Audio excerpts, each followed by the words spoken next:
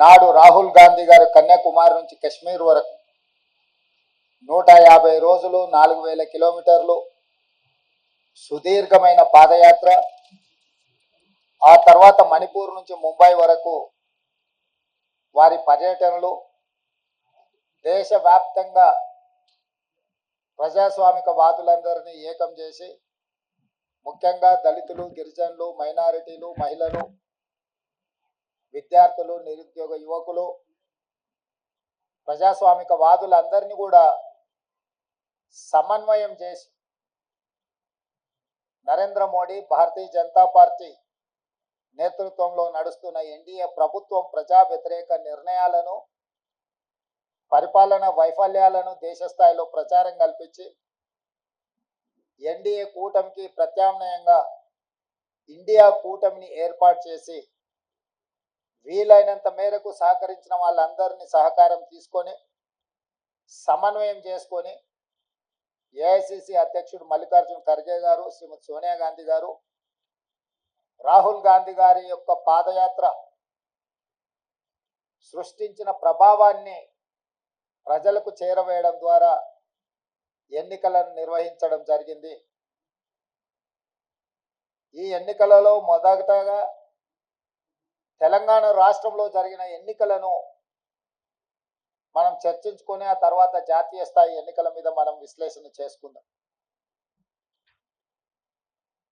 2023 December 3 నాడు వచ్చిన ఫలితాలలో 64 శాసనసభ నియోజకవర్గాలలో కాంగ్రెస్ పార్టీని గెలిపించి ఒక్క శాసనసభలో సిపిఐని మా ఎన్నికల పొత్తులో భాగంగా కొత్తగూడెంలో గెలిపేయడం జరిగింది. తెలంగాణ రాష్ట్రంలో 65 శాసనసభ నియోజకవర్గాలలో 39.5% ఓట్లను వేయడం ద్వారా కాంగ్రెస్ ప్రభుత్వాన్ని, ప్రజాపాలనకు తెలంగాణ ప్రజలు ఆమోదం ఇచ్చిండ్రు. ఆ తర్వాత 100 రోజులలో 5 గ్యారెంటీలను అమలు చేసి భవిష్యత్ కార్యాచరణను ప్రజలకు వివరించి ఈ పార్లమెంట్ ఎన్నికల బరిలో మేము దిగడం జరిగింది. ఆనాడు ఎన్నికల బరిలో దిగినప్పుడే విస్పష్టంగా పత్రికా సమావేశాన్ని ఏర్పాటు చేసి బహిరంగ సభలలో కూడా ప్రజలకు మేము చెప్పడం జరిగింది. ఈ ఎన్నికలు నేను, నా మంత్రివర్గము 100 రోజులు అందించిన పరిపాలనకు రెఫరెండము, మేము ఇచ్చిన గ్యారెంటీలను, మేము చేస్తున్న పరిపాలనను ప్రజల ముందు పెట్టి మేము ఓట్లు అడుగుతున్నాము. మా పరిపాలన మీకు నచ్చితే, మా పరిపాలన ఇంకా కొంత బలాన్ని చేకూర్చడం ద్వారా ఇంకా ప్రజలకు ఉపయోగపడే విధంగా పరిపాలన అందించడానికి మీరు తీర్పు ఇవ్వండి అని చెప్పి విస్పష్టంగా ప్రజలకు మేము వివరించడం జరిగింది. చాలామంది మీడియా మిత్రులు, సహచర ప్రజాప్రతినిధులు మనం రెఫరెండం అనకపోతే బాగుండునేమో, ఒకవేళ తీర్పు మనకు వ్యతిరేకంగా వస్తే ఆ తర్వాత సమస్య అవుతుందని కూడా చాలామంది సూచన చేసింది. కానీ ప్రజల పట్ల ఉన్న విశ్వాసము, కాంగ్రెస్ పార్టీ కార్యకర్తల, నాయకుల పట్ల ఉన్న నమ్మకంతో ఆనాడు పిసిసి అధ్యక్షుడిగా, తెలంగాణ రాష్ట్ర ముఖ్యమంత్రిగా ఇది మా పరిపాలనకు రెఫరెండమే అని చెప్పి స్పష్టంగా నేను చెప్పడం జరిగింది. మధ్య మధ్యలో మీడియా మిత్రులు గుర్తు చేసినప్పుడు కూడా ఈ విషయంలో మాకు రెండో ఆలోచన లేదు, రెఫరెండమే అని మేము చెప్పడం జరిగింది. తెలంగాణ రాష్ట్ర ప్రజా పరిపాలన రెఫరెండంగా మేము ఎన్నికలకు వెళ్తే ఈరోజు తెలంగాణ రాష్ట్రంలో వచ్చిన ఫలితాలు, ప్రజలు ఇచ్చిన ఓట్ల శాతం, పార్లమెంట్లతో పాటు అసెంబ్లీలో మాకు వచ్చిన మెజారిటీని మీడియా మిత్రులు ఎలాగో విశ్లేషిస్తారో మా వైపు నుంచి కూడా మేము ఈరోజు వివరించదలుచుకున్నాము. జరిగిన పార్లమెంట్ ఎన్నికల్లో 17 పార్లమెంట్లకు సంబంధించి ఒక సీటు ఎంఐఎంకి ఇస్తే 16లో 8 పార్లమెంటు నియోజకవర్గాలను కాంగ్రెస్ పార్టీని గెలిపించడం జరిగింది. మరొక 8 భారతీయ జనతా పార్టీ గెలవడం జరిగింది. మా 8 పార్లమెంటు నియోజకవర్గాల ఫలితాలు దాదాపుగా 41% ఓట్లు కాంగ్రెస్ పార్టీకి రావడం జరిగింది. 2023 డిసెంబర్ 3 నాడు వచ్చిన ఫలితాలలో కాంగ్రెస్ పార్టీకి వచ్చిన ఓట్ల శాతము 39.5%. ఈ పార్లమెంట్ ఎన్నికల్లో 100 రోజుల పరిపాలన తర్వాత దాదాపుగా 41% ఓట్లు కాంగ్రెస్ పార్టీకి రావడం జరిగింది. ఓట్ల శాతంలో ప్రజలు రెఫరెండం ద్వారా మా పరిపాలన బాగుందనడమే కాదు, మమ్మల్ని మెచ్చుకొని అసెంబ్లీ ఎన్నికల్లో ఇచ్చిన ఓట్ల శాతానికంటే అధిక ఓట్ల శాతాన్ని ప్రజలు మాకు ఇవ్వడం ద్వారా, ఆశీర్వదించడం ద్వారా మా పరిపాలన పట్ల ప్రజలు సంతృప్తి వ్యక్తం చేసిండ్రు అని చెప్పి నేను భావిస్తున్నాను. అదేవిధంగా 2019 పార్లమెంట్ ఎన్నికల్లో 3 పార్లమెంట్ గెలిస్తే ఈ ఎన్నికల్లో మమ్మల్ని 8 పార్లమెంటు సీట్లు గెలిపించడం ద్వారా 8 సీట్లు అధికంగా ఇచ్చి పార్లమెంటులో కూడా మాకు అత్యధికంగా సీట్లు ఇవ్వడం ద్వారా ఓట్లు సీట్లు కూడా మమ్మల్ని పెంచడం ద్వారా ప్రజలు ఆశీర్వదించారు.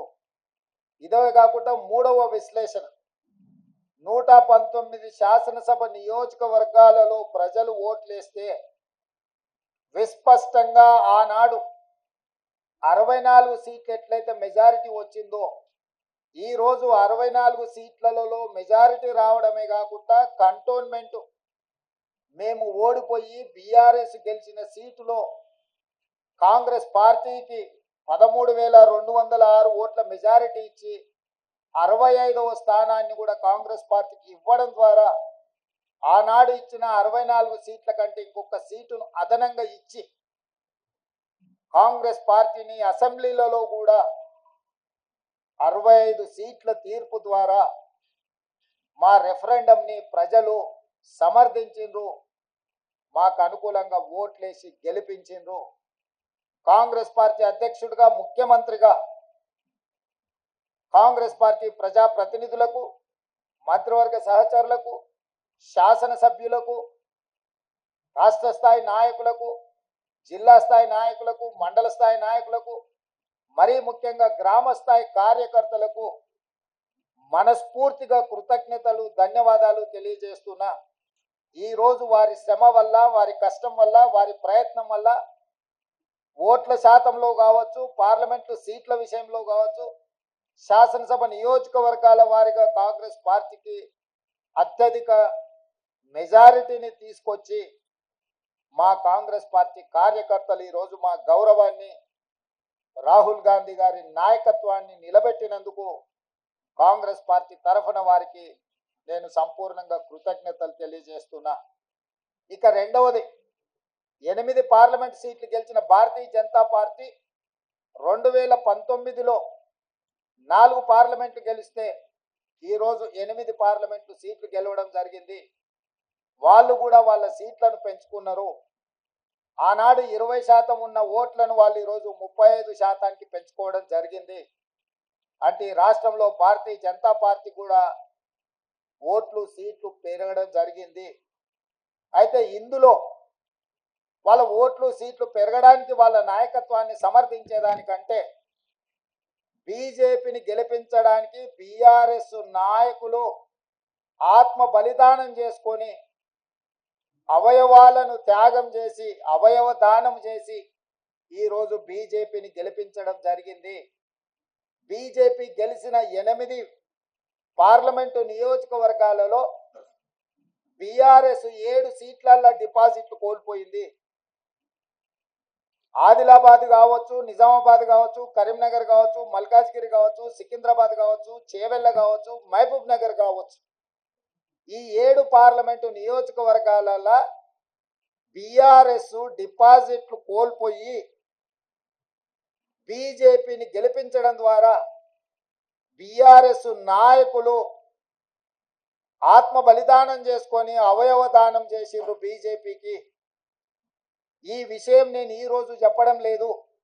ఎన్నికల ప్రక్రియ మొదలైనప్పుడే స్పష్టంగా పార్లమెంటు నియోజకవర్గాల వారిగా బలహీనమైన అభ్యర్థులను పెట్టి బీఆర్ఎస్ శ్రేణులను బీజేపీకి పని చేపిస్తున్నాడు చంద్రశేఖరరావు అని చెప్పి నేను స్పష్టంగా నిర్దిష్టమైన ఆరోపణ చేసిన.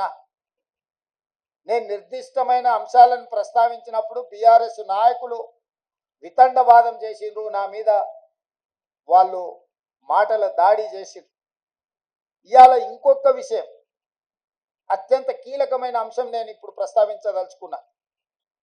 2001లో తెలుగుదేశం పార్టీకి రాజీనామా చేసి చంద్రశేఖరరావు గారు సిద్దిపేటలో శాసనసభ్యుడిగా పోటీ చేసినప్పటి నుంచి 2023 డిసెంబర్ వరకు సిద్దిపేట శాసనసభ నియోజకవర్గంలో ఏ రోజు కూడా 25-30 వేల మెజారిటీ